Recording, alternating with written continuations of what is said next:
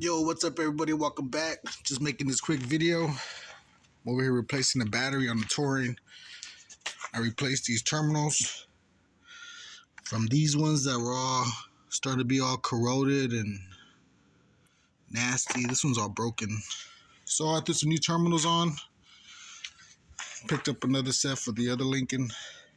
I'm gonna throw a new battery in. This battery was when we got this car, this battery was already bad. We just haven't had a time to get around to changing it, but doing that today.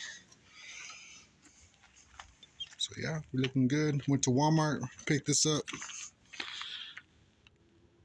I have the same brand in that car. I never had an issue. But yeah, you guys like it? Give me a thumbs up. Maintenance.